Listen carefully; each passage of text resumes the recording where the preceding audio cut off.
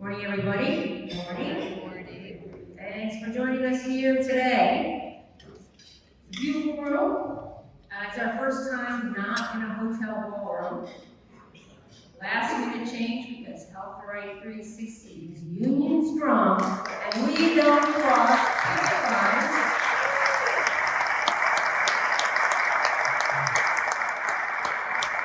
Never mind. See this? Help pay for the money that the hotel wouldn't reimburse us.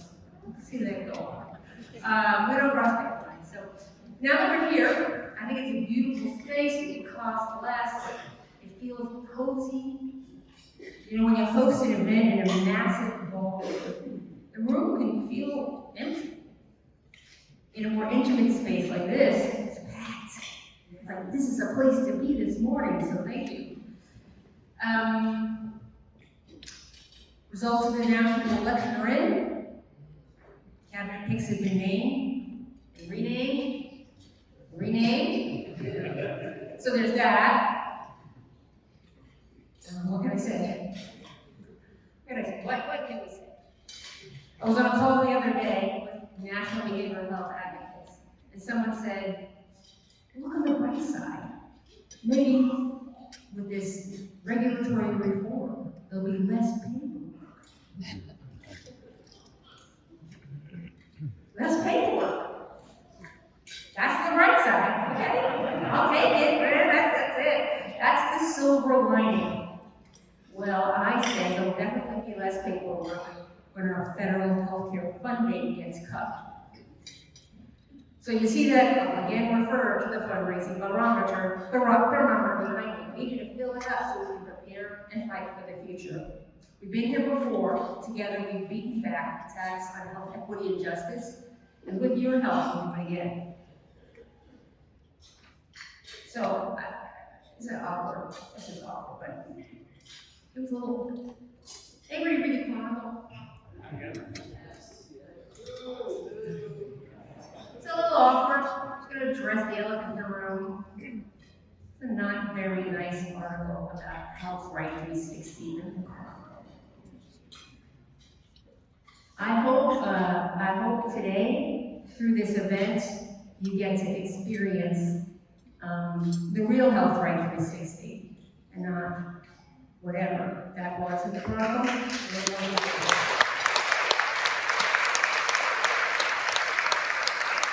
By the way, I got a picture of me look really sad and tired. But I'm not. I'm full of fight, okay? So, but I want to talk, but actually I want to talk about some of the things that, as it happens, the article talked about. Over the past year, since we saw each other last, we've seen both highs and lows in the organization. We're especially excited to have soft opened our newly renovated central intake center on the 4th floor of our integrated care center down the block, Michigan South Van Ness. That was made possible by funding from the office of the legendary Speaker Nancy Pelosi and generous donations. The expansion allows us to provide urgent withdrawal management and addiction services. And through our counselor apprenticeship and clinician mentorship programs, we've also been able to increase staffing, all thanks to community support, mostly from donors and foundations. More staff and more capacity to admit clients has resulted in more services for people with substance use disorder struggling on our streets. And this is a good thing too, because the streets have gotten only more harsh and less safe. This past year also brought profound tragedy. We lost 3 clients to overdose deaths, 2 of them while in residential treatment. The heartbreak here defies words. The losses are traumatic for families, clients, and our staff who show up every day with unwavering dedication.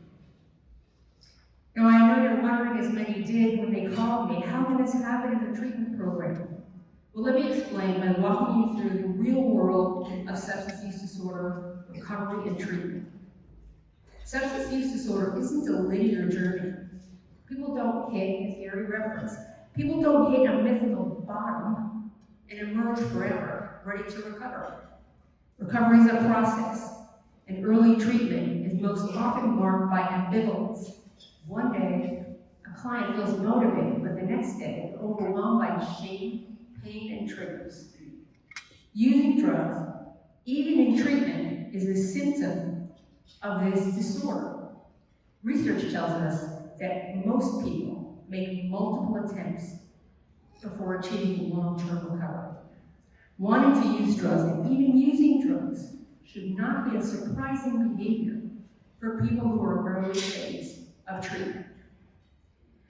As a treatment program and not a prison, we know people have access to substances out in the community.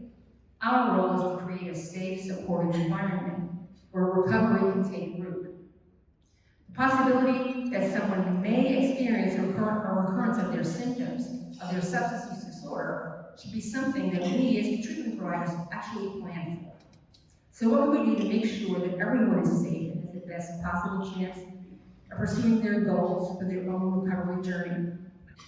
We do what we've always done. We innovate. We listen to our clients. We listen to experts in the field. We bring in the most effective practices informed by the latest research. We make sure that our clients have access to all FDA-approved medications for opioid use and alcohol use disorder. We hold space and love for people until they can see the possibilities within that we see from them. Now, I'm a former drug user, and I've been working with people who use drugs for my entire professional career. But when fentanyl analogs hit the streets, everything changed. Now, I have been through many cycles of drugs in my work.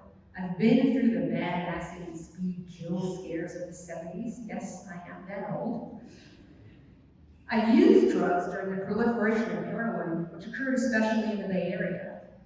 I worked through the freebase years of the crack epidemic, and the meth, and then the new meth epidemic, and then the oxy and prescription opioid epidemic. And with every so-called new epidemic, those of us who have worked at this for so long remain unshaken because it's all substance use disorder. We've adapted and we've treated it before.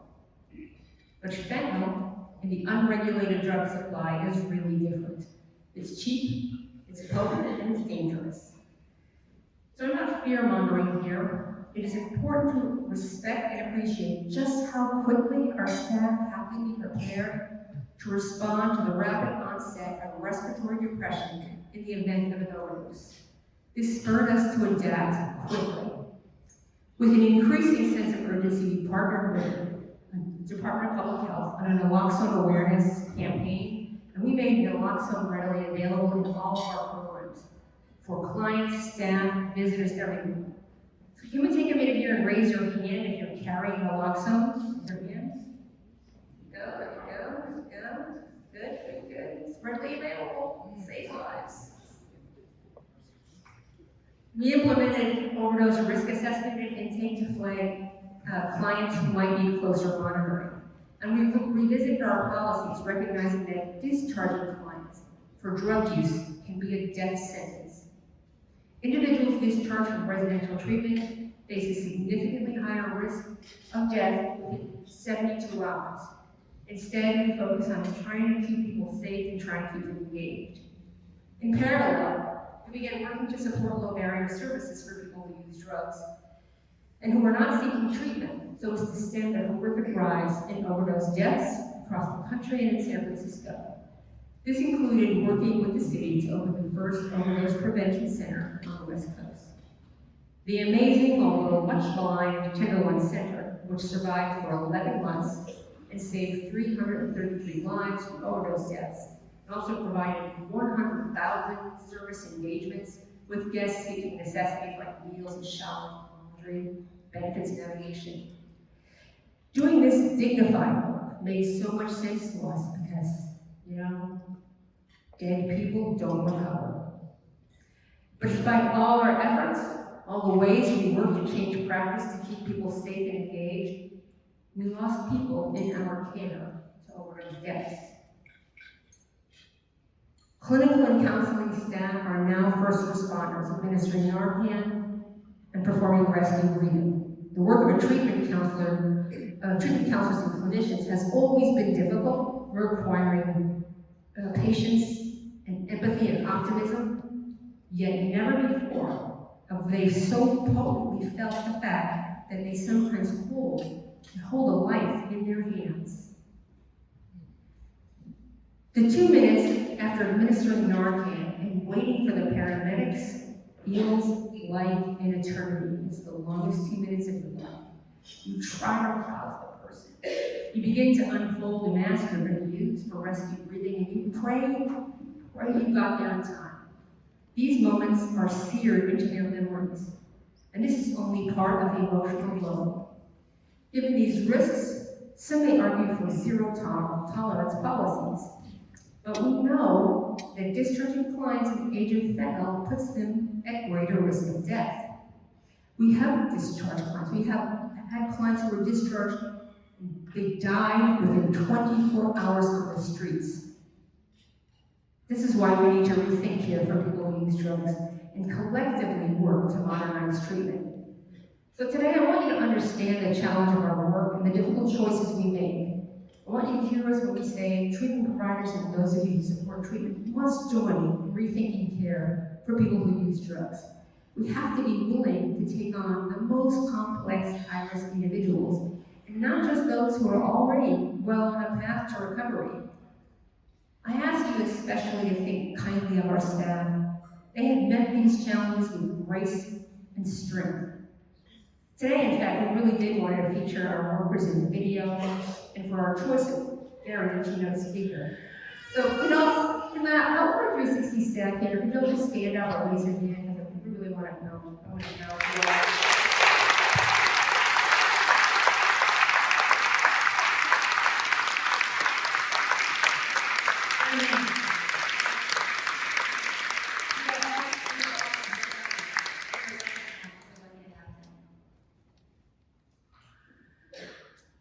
I close with this.